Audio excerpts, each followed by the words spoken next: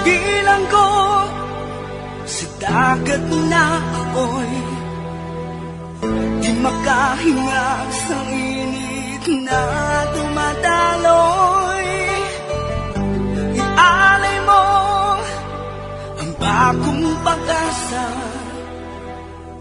sa tulad kong nasadlap sa pagkakasala. Sa liwat may adlaw sa inyong mga palangga namong nga tagparamati. Sa karon nga adlaw padayunon naton ang kasugpunsang sulat nga ginatagan naton sang kabuhi diri sa ato panatuntunan Provincial Jail. Ihawak mo ako sa nagliliyap na apoy na aking matikman ang tamis ng sandali. Bahin sa nagligad, gintunan kong sa Mayo ang maging pang printouts ni Gemma halin sa computer. Kag dito natukiban ko, ngang kumpanya nila ni Miriam nga ginapalakat sang iabayaw nga si Maximo, imbulbado sa kamalamalahan nga nagakatabo sa sulod sang ospital sa mga buang. Diri sini nga bahin, padayunon ko ang akong pagsaysay diri sa Provincial Jail. Madamo sa manabat sa natabo ngayon eh. Dapat kong tanigin padalman tang Maximo ngayon na. Jack, Sa tion nga paagyan niya kita sang iya abilidad, agad makakuha sa sang abogado nga among mapahilway sa iya. Gabuton kuha na yang iya sinitinai, kag ipakaon sa mga bagis. kalma lang Jack, kalma lang. Wala pa kita makaibalo kung ano gid ang nagakatabo. Siguroho lang anay naton nga hindi siya makakuha sang bisan sino nga abogado.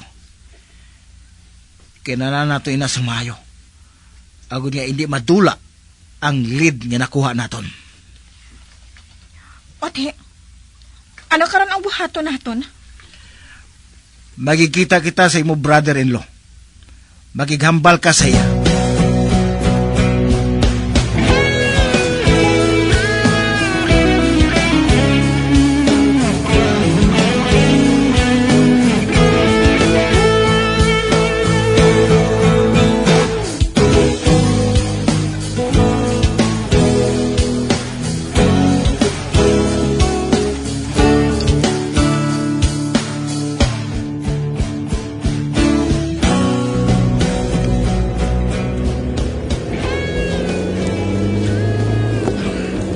Wala sila makaibalong nga ginasunod ko sila. Sakay sa salakyan niya na si Gemma. Kagupod ang doha ka pulis nga mong nagaproteksyon sa iya. Kanugon nga wala ko siya mapatay dito sa highway. Doon nakahangop ako kung na sila makadto. Subong sini. Mat-amat na nga malapit na sila sa kamatuoran. Kapatod, may pagpatay na ako sa akong kliyente. Hari naman sa katalagman ng akong kabuhi. Kakinahanglan niya hindi na ako mapasawan. Kinahanglan gid.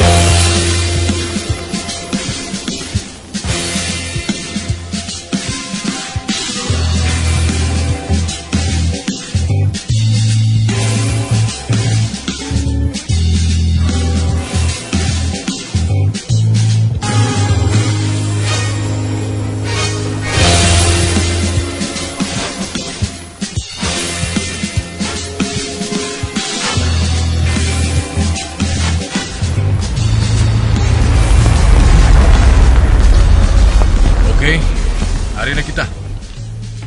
Panahog na kamo. Oh. Bah, madulo magbugos nga balay. Kaya ang kortina natunto na. Gemma, may pa siguro magpabiling ka na lang sa salakyan eh. Maupod ako sa inyo sa sulod, Jack. Mabilin ka diri sa salakyan, Gemma. Hindi maupod ako sa inyo. Police business ini, Gemma. Hindi pwede ka nga mag-upod sa amon. Pabalon ka lang namon sa matabo. Bagwa kami dayon kung mapatod namon nga wala ka sa katalagman sa sulod. Fine. Apang ihambal ninyo sa animal nga ina. Makita ay man gihapon kami. Jack, dali na. Kung ako si Maximo, mas maayo nga kita ang ato bangon sang sa kay Gemma. Correct. Aring puerta. Anika. Maximo, si Detective Castor ini kag si Jack. Mahambal kami sa imo. Bukse ang puerta.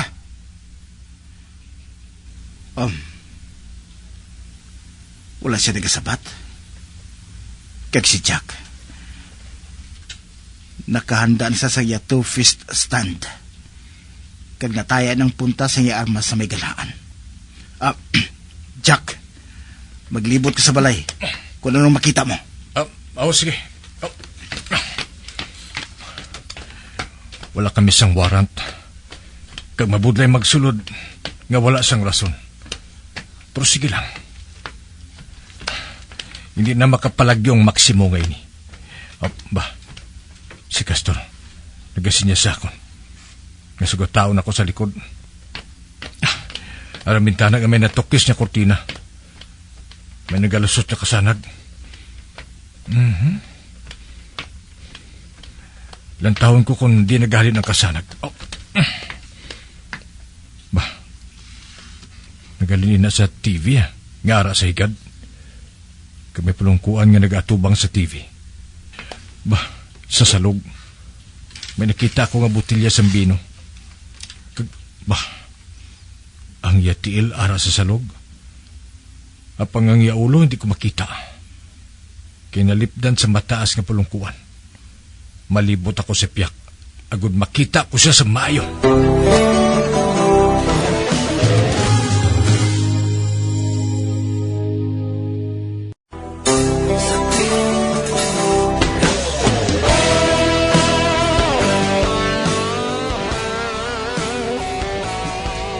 Nagdesisyon kami ni partner Castor kag ni Gemma nga kadtuan si Maximo. Gintuktok namon ang yabalay kag gintawag apang wala siya magsabat. Gani ginhambalan ako ni partner Castor nga maglibot sa likod. Sa pagpadayon ko pagid, Maximo, nakaibalo kami nga ara ka lang sa sulod. Bukse ang puerta. Masugilanon kita. partner, wala siya nagsabat. May plano siya kung nga nagpabungol-bungol siya. Cover me. Kay masulod ako. Oo, partner. Maghalong ka, ha? Lubagon ko na ang portahan.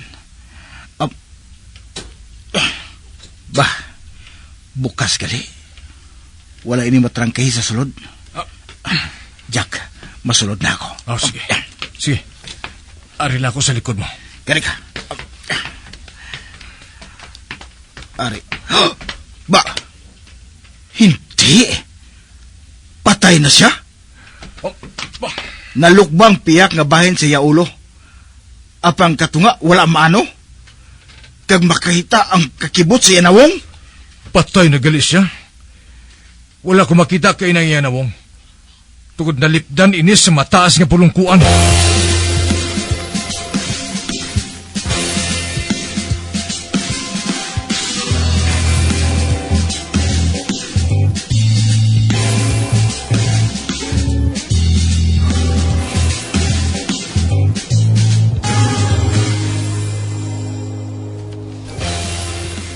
Jack, ano natabo sa sulod? Wala pa makatapos ang sukos ang ilabuluhaton. Luyag ko nga makita siya. Luyag ko nga makita ang sapat na ina. Hindi na siguro. Hindi na ako gusto nga makita mo pa siya. Wala ako sang labot. Ang gusto ko lang nga makita siya. Gusto ko makita ang tawo nga nagpatay sa akong utod. Sige. Dali ka. Dalun ko ikaw sa sulod.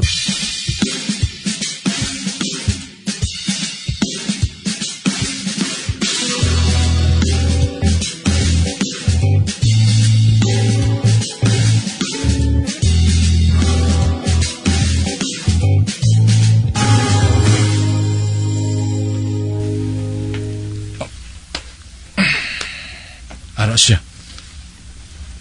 Ara si Maximo. Nagapungko gayapon sa iya pulungkuan. My God! Oh, bah, si Gemma. Gintabunan niya sang kamot niyang iya mata. Hindi siya makabatas magtulok sang dagway ni Maximo. Ara na, ginkuha na niya. Gintulok niya liwat ang bangkay. Inatulok niya nga may kaakig. Ara. Nagbago ng panulok niya. Natula ng kaakig sa iya mga mata. Kung doon nabuslan sa kakugmat. Gemma. Jack, masigalanan kita. Mahalin kita diri.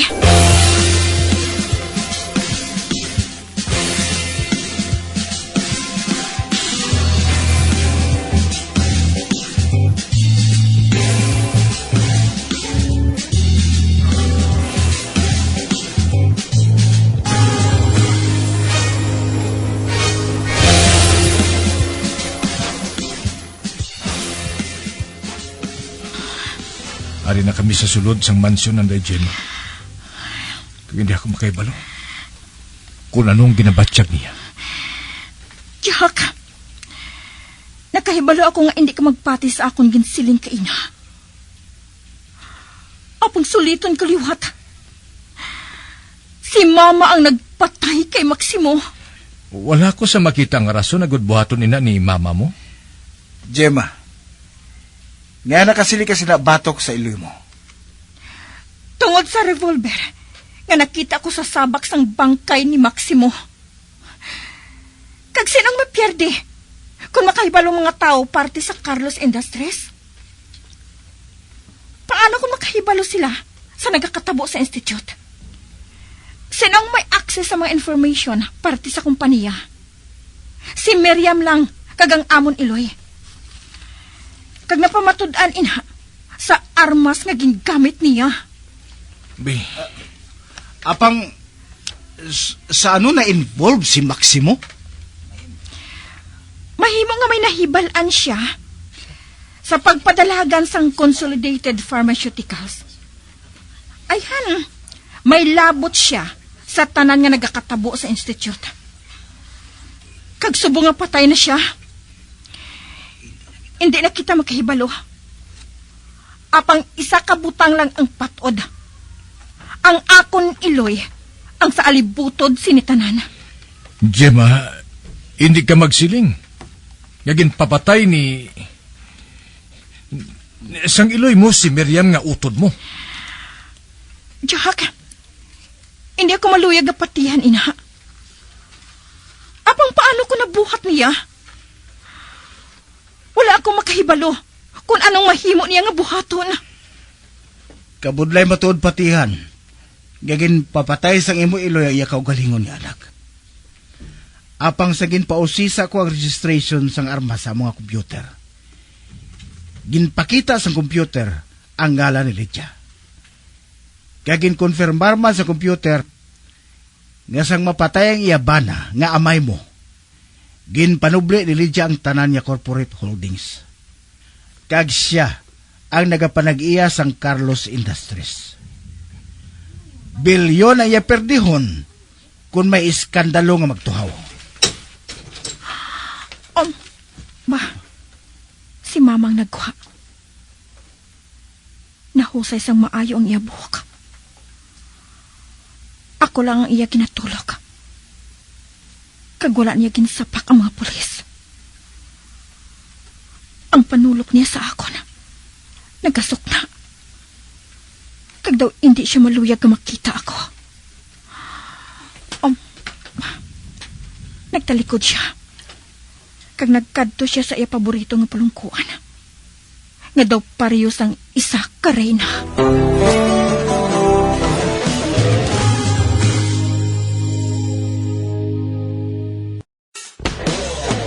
Bilang ko sa dagat na apoy, di makahinga sa init na dumadaloy.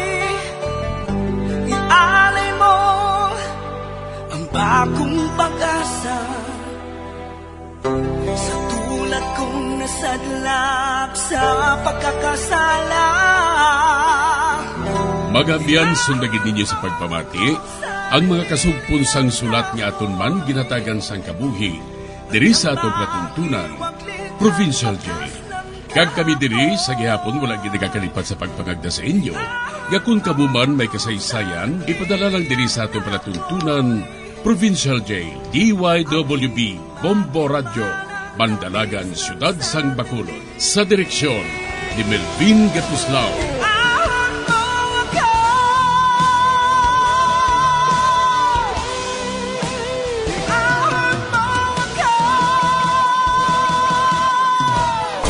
Bombo Radio Philippines.